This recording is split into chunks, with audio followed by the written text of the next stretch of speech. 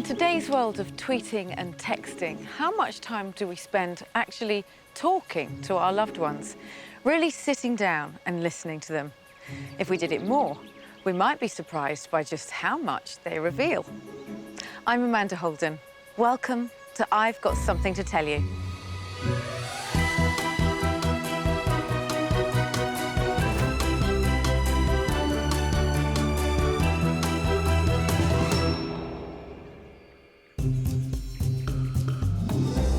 Several weeks ago, I converted a 16th century barn into a 21st century tea room. Hi there, welcome to the tea room.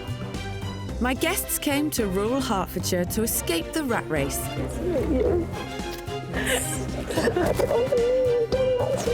And have intimate and heartfelt conversations. Just say it. Just say it. 7 years bad sex. That's like my story all over. Yeah. But it was no ordinary tea room, and they were no ordinary diners. Every one of them had an extraordinary story to tell. I've got something to tell you, Mum and Dad. Oh my God. Or a surprise to reveal. Was it like this?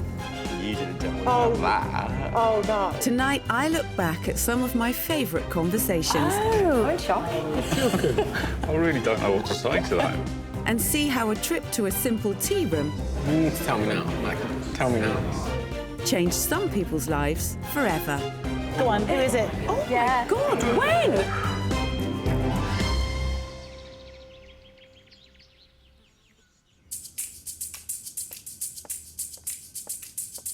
I've got a good feeling about today. Yeah?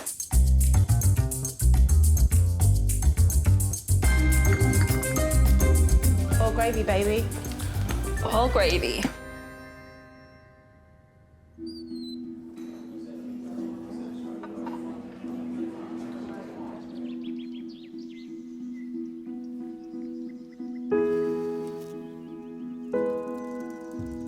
One of the first guests to visit my tea room was 75-year-old Bernard from Staffordshire. He thought he was coming just for a catch-up with his daughter and had no idea after today's visit his life would never be the same. 59 years ago, Bernard and his then-girlfriend Christine found out they were expecting a baby. When he was probably 17, 18, she was sent to an unmarried mother's home and had the baby, and 6 weeks later he was adopted. To be told by your own mother and your boss you're working for that you could no longer keep the child, very, very tough, really tough. And you would just hope and pray that he went and had a good life afterwards. Bernard and Christine had just one photograph to remember baby Stephen by, and his existence became a family secret. It was never talked about, never talked about. When it comes to the 1st of May, you think, Stephen's birthday again. Where is he? It'd be lovely to find him. Yeah. Bernard's eldest daughter, Yvonne, knows the lifelong pain it caused her parents to give away their firstborn child. It is really sad because shortly, just 3 years after he was born and adopted, my mum and dad were able to get married and then went on to have 4 more children, and mum and dad stayed married until my mum passed away. Not long after her mother's death 25 years ago, Yvonne began the search for Stephen. Back at that time, we were told that we could leave a note on a file, and if he ever came looking, they would put him in touch, but we didn't have the right to contact him. Over the years, as the rules on contacting adopted children changed, the family tried a number of methods to find Stephen. I'd been battered from different office to different office. We tried all different avenues, and we just drew a blank. Hello. Hello. You look absolutely gorgeous. Oh, thank you. Lovely. Thank you. Very Lovely glam. to meet you. And you. Mwah. Come and sit down. Oh, how are you feeling? All right, thank you. A bit Are you all right? apprehensive, a bit nervous. Why does your dad think he's here? My dad thinks he's here to have afternoon tea and spend some time with his daughter. Nice. Little does he know. Little does he know. I'm actually here to tell him that I found his son and my long-lost brother that we've been looking for about 25 years. I know. Don't stop, because that'll make me go straight away. Oh, my gosh. So 25 years is an awful long time. Yeah. Did you ever give up hope? There were times we thought we weren't going to get anywhere, So we'd put it on a back burner, then we'd decide to have another little look, it'd go on a back burner, and then just before Christmas decided to give it an extra push and see if we could find him. Have you had any contact with your brother? I've actually had a letter from him. But you haven't read it? I haven't read it because I wanted to wait until I could read it to my dad. Well, we better get you settled in. I think you're right there, yes.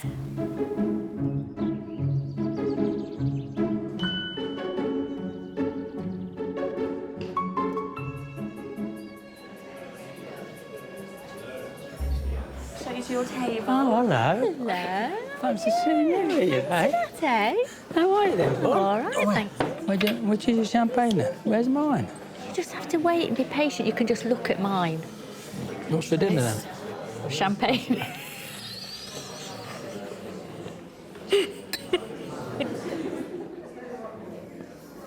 I was about 10, you know, when I found that diary. Up in the top of the wardrobe? Yeah, there was a photo and there was a letter to you from the Welfare Association asking you to sign adoption papers, and there was a little tiny diary, 1959, 59. which it had got on the date. Christine had a baby boy. It had got the weight, I believe, and his name. When I found that, you kind of opened it, put it back, opened it, put it back. Obviously, your mum didn't know you was there. No. I never told her till I was about 17 or 18. I said, did you have a baby boy in 1959 called Stephen? She kind of went mad at me and she just said, you shouldn't be poking into things that don't belong to you. And I knew at that point, conversation over. Ended. And that was it. Subject closed. It was obviously too upsetting for her, so I never mentioned it again. I never mentioned it to you because I didn't know if I might have the same response. Well, no, because, well, I don't know. May have done it. You May don't have know, done do you? that then. But them days, it was taboo. But yeah, that's how I found out, being a nosy 10-year-old.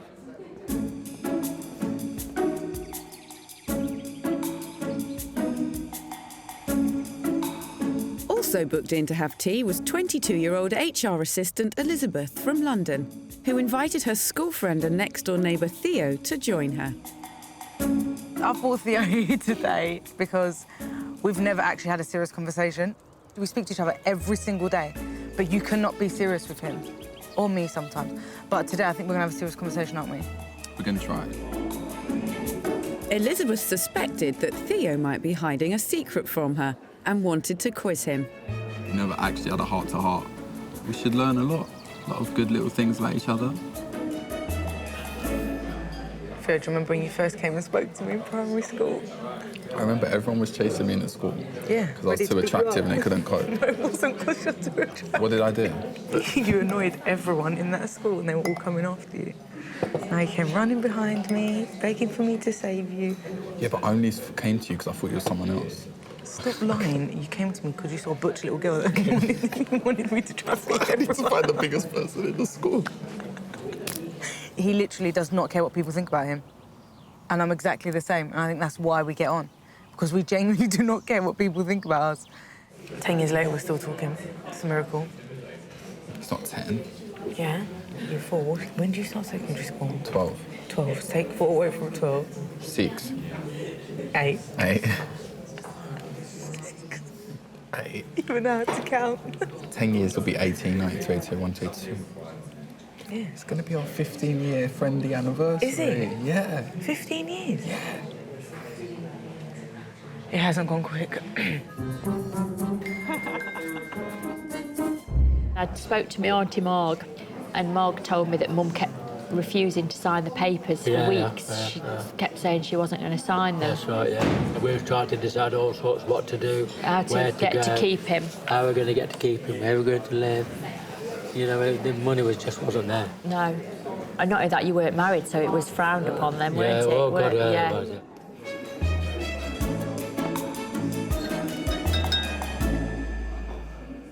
Right, on a serious level, Yes. we've never discussed this. What? Because we literally tell each other everything. Yeah. I want to know if you have any secrets. If I have any secrets? Yeah. Oh. Have you got secrets?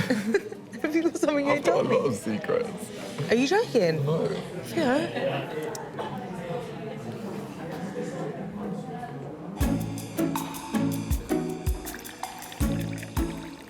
So I go to the hospital and, like, you have to see a triage nurse first. And she's like, what's wrong? And, you know, like, people's coming in, they're dying. And, like, I have to explain to them I'm up in the hospital because I've got a noodle stuck in my finger.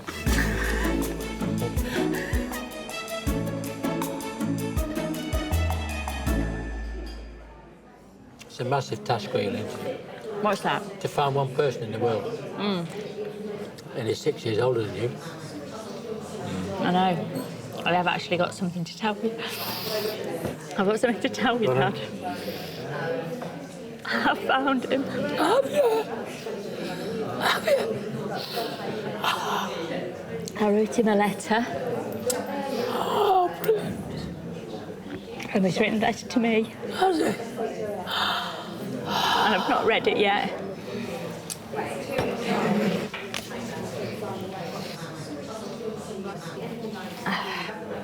His name? It ain't Bernard, is it? No. It's Pete. Oh, no. Dear Yvonne, how nice it was to receive your letter today. As you can imagine, it was a bit of a surprise after 57 years of being an only child to discover that I was the eldest of 5. It is really lovely and heartwarming to find that our mother and father actually went on to marry after I was born and had further children. They must have really loved each other. It may sound a bit of a cliche to say that I had a happy and loving childhood, but it is absolutely true. I grew up from an early age, always knowing I was adopted. You're right. Now, a little bit about my family. I have been married for nearly 21 years. I have a grown-up son and daughter, but no signs of weddings or grandchildren on the horizon at the moment. I'm really looking forward to meeting you all at the start of this new and exciting time in our lives. I have to warn you that there will be hugs, kisses, and more than likely a few tears. Oh, yes. And there is my sense of humour, which we'll all have to put up with. Yours, Pete. There you go. 57 years I've waited for this. I know. And now I And found I'm it. just glad that you've got it, Dad.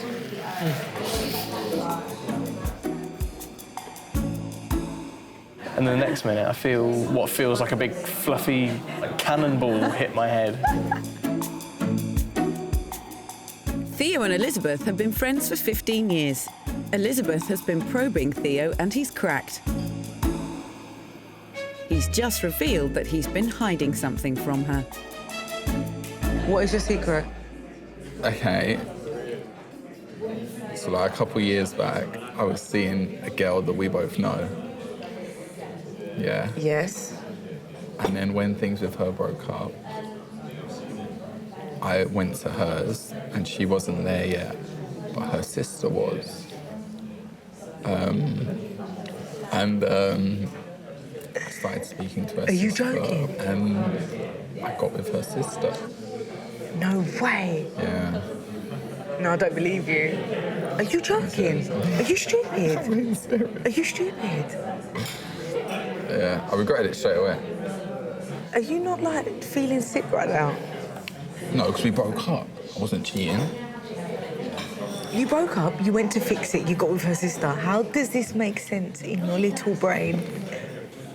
Her sister was fit. She was. Okay, firstly, why was the sister? She was coming on to me. Oh, yeah, of course she was. Of course she was, because you're so irresistible, Theo. I know, though.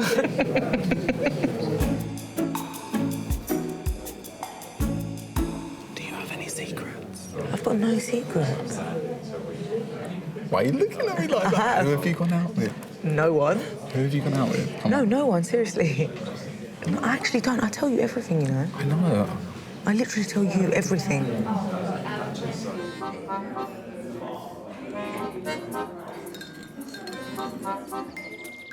So, Theo, that tea room experience was interesting, wasn't it? Your little secret. It was good, though. We had deep conversation. We did. I'm shocked that you kept those from me, though, I'm not gonna lie. What's going to change? We're going to start having tea more. Yay!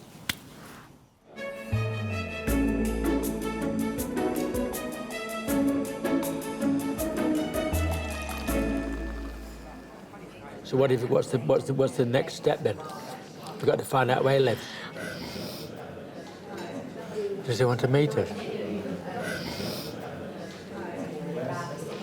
You get to meet your son today. He's here today.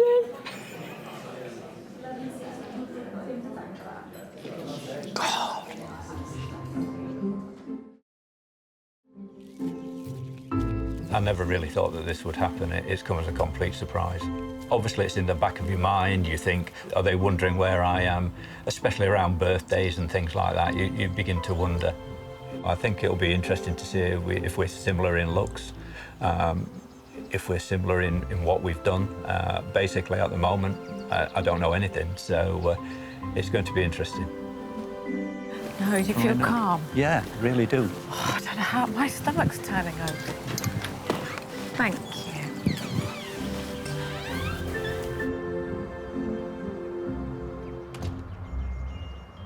Ah, very good.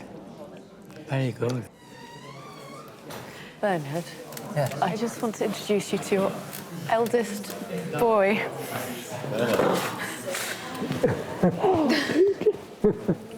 How nice to meet you. How nice to meet you. After all these years. 57 years, they're fantastic. And how are you anyway? I'm absolutely You're looking fine, well. thank you. Have you met your sister? No. Hello, Yvonne. Brother. Nice to meet you. And you too. How amazing is that? Absolutely amazing.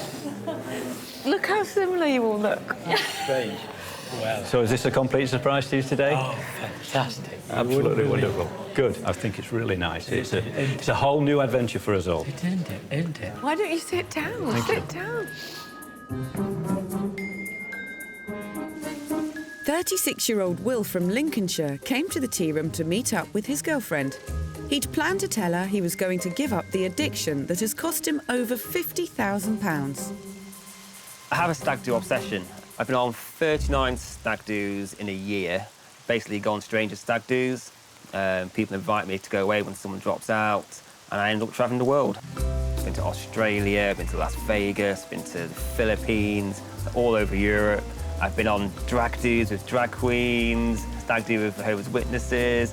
The stag-dos have cost me quite a bit financially, but it's all been worth it. Will would buy spare places to stag-dos online and always took his best friend Seth along too. So on a stag-do, Seth is the centrepiece of the attention. I'll get loads of random pictures the next day where he's been and all kinds of stuff, and then he just comes back when he's ready. Hello, hello. Hello. Oh, lovely to meet you on this gorgeous day. Hello. Nice to meet you. Come and take a seat. Thank you.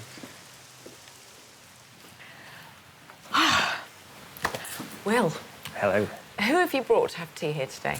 I brought my girlfriend Abigail today. OK, and what is it that you're going to be telling her?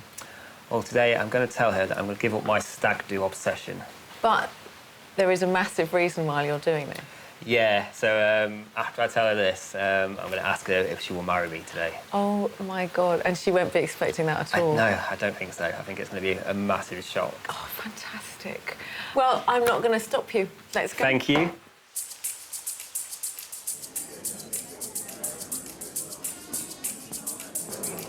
Thank you. Can I get you anything? A tea, a coffee, bubbly, or beer? Yeah, bubbly, please. Bubbly? Yes, please. Thank you.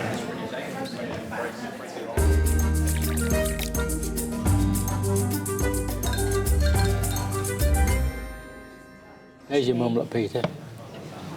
Gosh, I can see a similarity there. And what was my mum called? Christine. Janet. Right. This is me. Wow. That's little Pete. Yeah. Marianne, Yeah. the youngest, and Denise. Yeah. Bearing in mind at the time when you was born, we was on about £10 a week between us. Yeah. The sad thing is that they never wanted to give you up. You see, there was times, in fact, in the early years, you couldn't speak to your mum about it. I can imagine that. She wouldn't have. Well, you can imagine why, really. She's given one of her children away. You've got a family together. Yeah. And it really must have hurt. She only actually spoke about it really must have hurt. when she knew she got a terminal illness. She spoke to her sister at length about it, and she just said it was just about the sadness of being an unmarried mum. So she had spoke about it. I can imagine that. It must have been frightening, difficult, and hard to do, and very emotional. Must have been.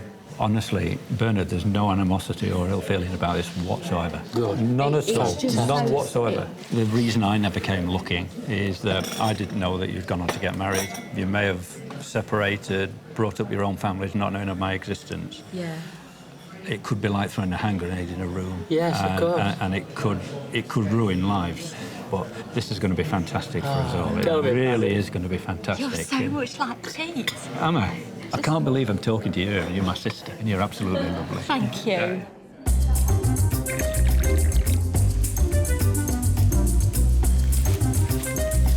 When Will's long-suffering girlfriend Abby came to my tea room, she had no idea what he was planning to announce about his weird obsession. Will's first stag-do was kind of a little bit my fault. He saw a bid online for a place on a stag-do. I was the one that kind of talked him into doing it. Back then I didn't realise what had started. I can't honestly remember how many stag-do's Will has been on. There's been so many. It can get a little bit annoying. I miss him a lot. He goes away and it all takes up time away from each other, so it's just life, isn't it? It's just got to get on with it. Hey. Cup of tea, please. Cup of tea? Are you all right? Hey.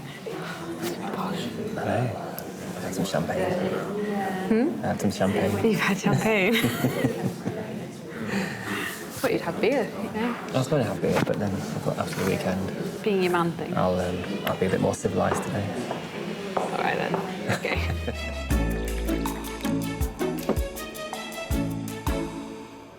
I never for 1 minute imagined that you went on to get married, so... No. Yvonne also planned another surprise. She'd invited her other siblings to join them and meet Pete. Look who I found when I went to buy some milk. Hello. Hello. Pete, Mary and Anthony. Hey. Lovely to meet you. Excited. I get off this video. Oh, there we go.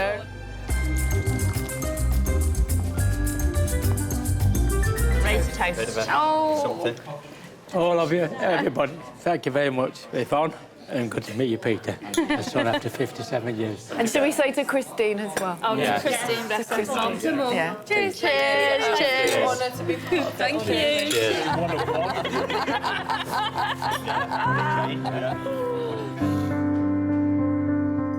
How are you both feeling? Absolutely wonderful. Shocked. I could not believe after all this long time I'm sitting the opposite side of the table to my eldest son. Yeah. It's as though we've never been apart. It's absolutely amazing, and I'm It's sure we're going to wonderful. have happy times ahead. What would have Christine have thought, do you think? She'd be the same as me. She'd be the same as me. Yeah. She would. She wasn't there no more. And you're planning a barbecue? Yes, for Father's Day. Oh, don't. It's going to be good, isn't it? We sat down and it's as though we'd never been apart, really. We just gelled straight away. Fantastic. I've got all my 5 children, all back together after 50-odd years. This is a fantastic day.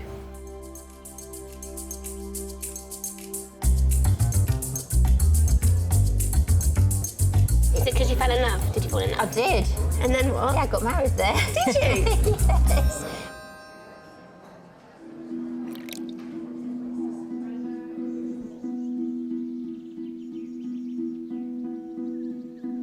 Linda and Dave, who've been married for 35 years, were also guests at my tea room.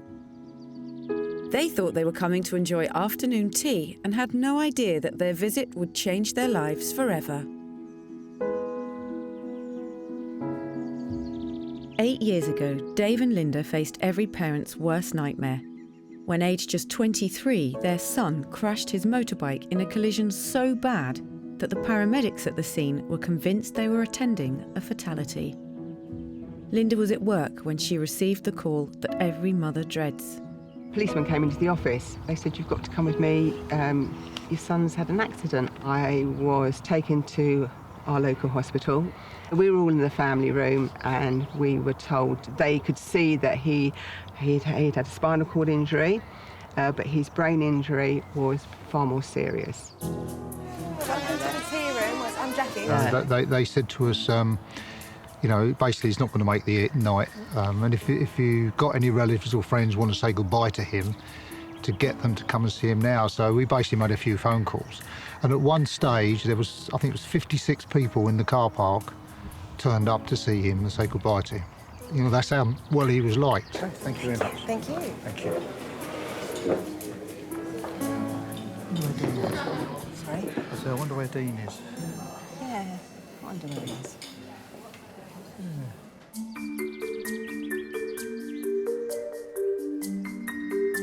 Miraculously, Dean survived the accident, but with injuries to his neck, back and brain, he was paralysed from his stomach down. Life has changed for me from the 23-year-old young lad that I was to being a wheelchair dependent, trying to get on with my life. One of the big stumbling blocks to the family's recovery was their lack of knowledge about the crash itself. They knew nothing about what actually happened to Dean and his bike, or if anyone was there to help him when the accident took place.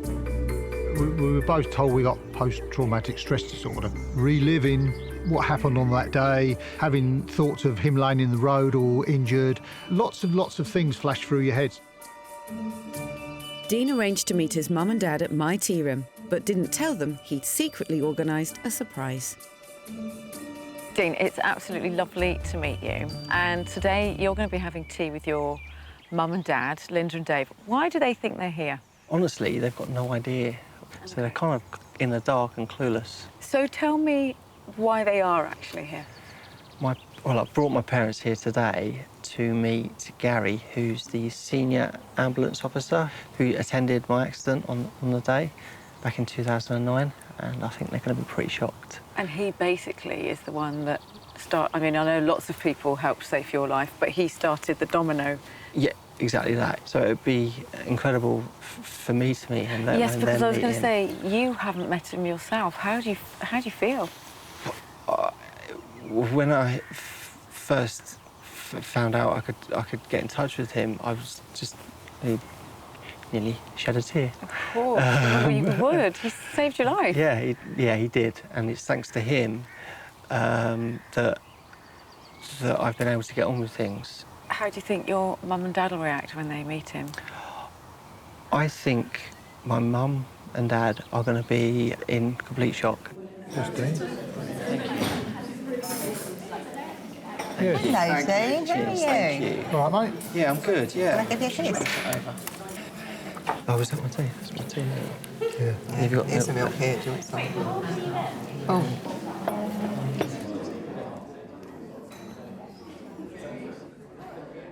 I owe a lot of how I've come through the ordeal that I've been through. I owe it to you both. You had me back, and you, Dad, all the time you spent up that flat making it suitable for me. I can't tell you how much, how reassuring it is to know that you're always there. Well, I'm glad I never had to tell you about your legs, because I was the one who was going to tell you. It could have been brain damage to the point. What did they tell you? The Dean you knew isn't coming back. They told us that. They said right. The Dean that walked out that door that morning will not be the same Dean. You are not Dean that walked out that door. No, and it gets to me because of the brain injury I had. But Dean, I just can't help. I'm doing everything I can. No. But actually, you know. Dean, you're a better Dean. You're a better Dean because you've been through a real life-changing experience that's made you a better person.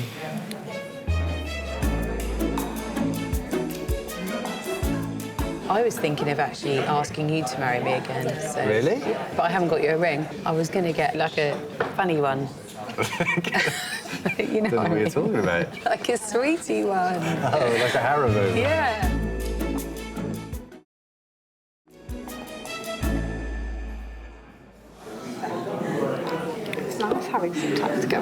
You're always off Airports. somewhere doing, you're always at an airport or FaceTiming me. It's nice to have you in front of me. Have you heard anything of what's going on there? I have no idea. So, he has this really random hobby. He goes on stag nights, stag do's. So, you know, like, if there's like 20 people and they've organised to go to, I don't know, Cornwall on a stag do and someone drops out, they advertise, which I didn't even know happened.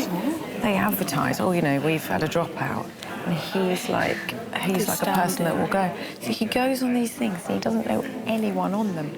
Yeah, very so. I didn't even know that was a thing. I mean, he's been to 39 stag do's in the last year. 39 in the last year? Yeah. And then it's so hard just waving bye to and going to the airport every single week. I know. Whenever you go away, it just feels it's quite difficult, especially the first couple of days. But then I look forward to you. Well, that's it, because we also have that as well, that you get to see me come back every single week as well. Oh, such a privilege.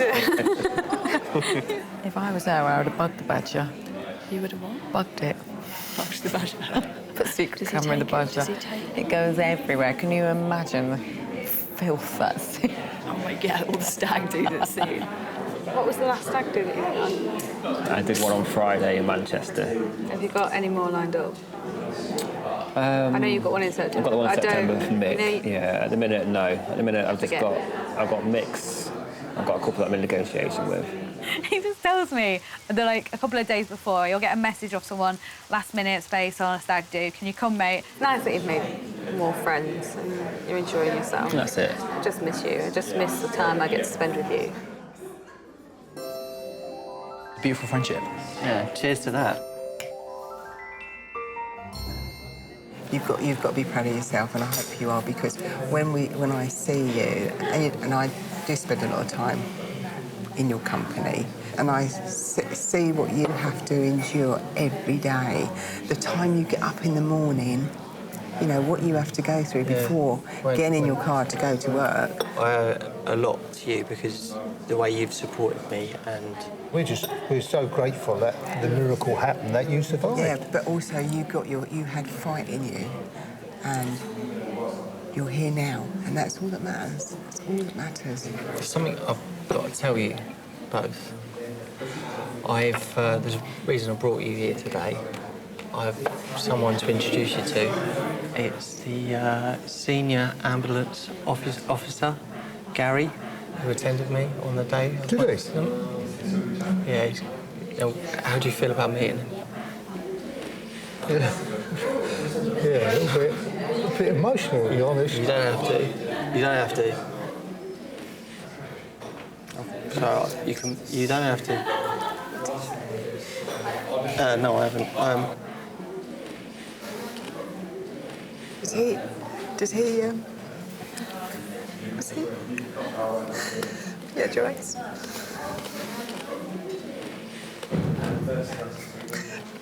So what Did he say was he in the ambulance?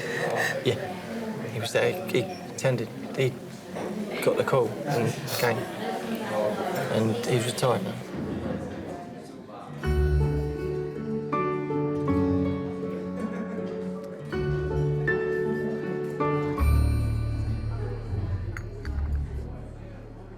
When I'm with you, sort of pushes above my weight quite a lot, and you bring me up a bit. It makes me feel good. I love Abby so much. She's changed my world. She's made me so happy. She's made me become the person that I always wanted to be. So yeah, I was very grateful the day that she walked into my life. You do make me feel good about myself. You always tell me I look pretty. You always look pretty. That's why. Abby, I've got something to tell you. You got cake. I've brought you here today to tell you that I'm going to give up my stag-do obsession. I want to spend much more time with you. I've had a year of fun, and that's it. That's going to put the stag-do's to bed. Really? Yeah. Oh, that would make me really happy. Would it? Yeah. Everything all right, ladies? Thank you. Service all right? Brilliant. Lovely. Okay, well, if you need anything else, just ask.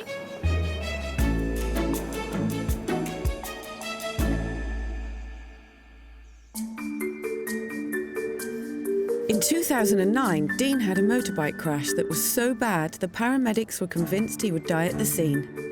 He survived, but suffered brain damage and a broken neck and back. These injuries left him paralysed from his waist down. 6 years on, Dean and his family still didn't have closure, not knowing any details about the accident itself. But Dean had tracked down Gary, the senior ambulance officer who tended him at the accident and surprised his parents by inviting him to tea. At the time, I was a senior ambulance officer for the East of England Ambulance Service. I was in the ambulance service for 30 years and I've dealt with numerous serious and sadly fatal injuries. On arrival that day, I honestly thought that Dean wouldn't make it. Neither Dean, Dave or Linda had met Gary before, and this was the first time Gary had seen Dean since the day of the accident. It'd be tremendous to see Dean. It'll be a bit emotional, to be honest. You know, I know what went on, but for the family, they may have questions for me, you know, about what actually went on. So it'd be nice to put a bit of closure, not just for me, but for family and Dean as well. Hello. Ian. I got my life. I owe my life to you. You know that. Bit emotional. Gary. You're going to get a few tears now. Dude. That's me. That's my voice now. How you doing? Thank you so much. No, no worries. No worries. A team effort. Thank you so much. Yeah. Thank you. Enjoying it. See, I brought my... Wow, 7 years. Yeah, 7 years. I've got so many questions Yeah, to ask you. okay. I don't know where to start because... Do you remember it? I do remember very well, yeah. I do. Certain jobs stick in your mind, and obviously yours did. It's about 7:40 in the morning, and our control room called me to say, got a serious road collision involving a motorcyclist, and he's unconscious, and he was deemed what we called time critical, which basically he was in a life-threatening condition. It looked like you've come off your bike from the junction and gone across.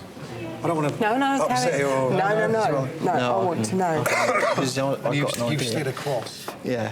Then you've come in contact with the curb. The cake. I'm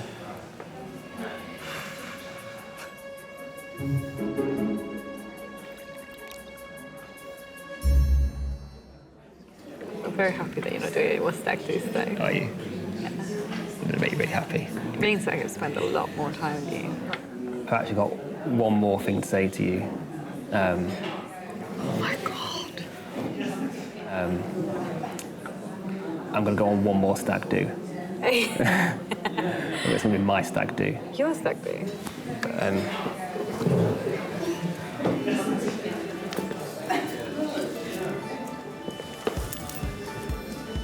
You mean the will to me? Will you marry me? Yeah.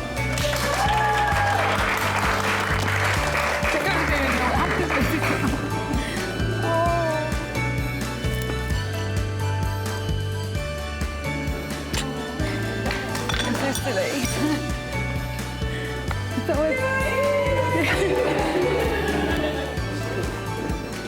This is what today's been about. You go crazy. Congratulations. Thank you. How are you feeling? Good, I'm really happy. You all right? I am, I'm really happy. Did you have any clue? No.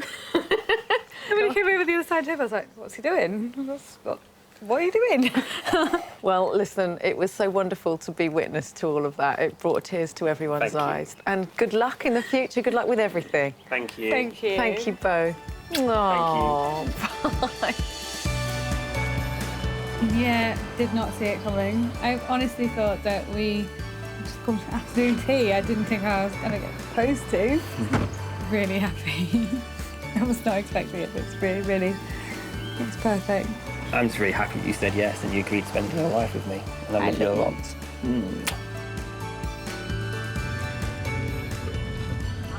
Hi, Mum. Hiya. I've got something to tell you. Oh, yeah? What? You know, I went to afternoon tea with Will today. Yeah. Well, it's just asked me to marry him. Oh, my God. Whereabouts was I in relation to them? Had I bounced off? Oh, it was I just think you there. just stopped where you was. You were No stationary. way. Sorry, that's a bit...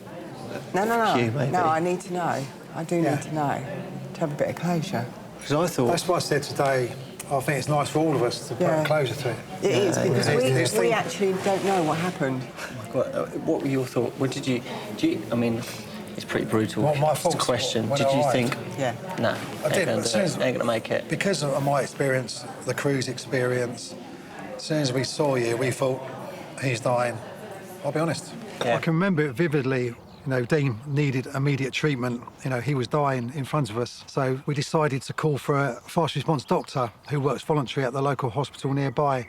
Dr. Wildman, he comes out to serious incidents, you know, could be heart attacks, road traffic collisions, any medical emergency. And he was by luck, he was at the Lister. So he got there within 2 minutes. Yeah. Yeah. So the crew's rapid response, myself, Dr. Wildman, you know, so we was all there within a couple of 3 minutes, 4 minutes. The doctor, he was able to anaesthetise Dean at the scene, using advanced life support skills. Obviously, the speed of the crews, myself and the doctor getting there, no doubt saved Dean's life. He was put to sleep at the scene. Shut up. Yeah. What? So where you landed, that's where you were treated. On the day, you must have been going through hell. Coming to the hospital, I came from Harpenden, so I came past the scene. And I see all the police cars and I see the road was blocked, and I thought, of course, there's a bad accident here. There must be a fatality, because they don't shut the road unless there's a fatality. And as I came round the roundabout, his bike was leaning up against the roundabout. Did you recognise it straight away? Yeah, straight away, I knew it. We are so thankful. To know that we've met someone that actually saved his life is just... It wasn't just me, there was a crew there. Dr. Wildman, if we can get us all together, we're going to meet up at a pub or somewhere. Yeah, that'd be really nice. Should we make our way out? Yeah, that was lovely. Come very, on, very thank nice. It's meant the absolute world to have met Gary today. I owe my life to him. I can't tell you that enough. I wouldn't be here if you hadn't looked after me, tended to me on the day. Nice one, guys. Thank you. It has brought closure to answer the questions that I've had. Where was I when you arrived? Who was there? How the sequence of events unfolded. And it's thanks to you that I've made it this far, and I'm here. So yeah, it's just overwhelming. It was nice to just have a general chat, you know, and talking to Dean, and then when Gary came in, that was awesome. You know, Yeah. You're right. Sorry. It's just very emotional because, you know, for all the time, we wanted to see someone who was there with him, because all you see is your child. You think of your child laying in the road all smashed up. But was there someone there for him? And obviously, Gary was there. It's hard to describe with words, you know. The last time I saw him, he was basically dying in front of us. You know, so to meet his parents and see this man... Started reading.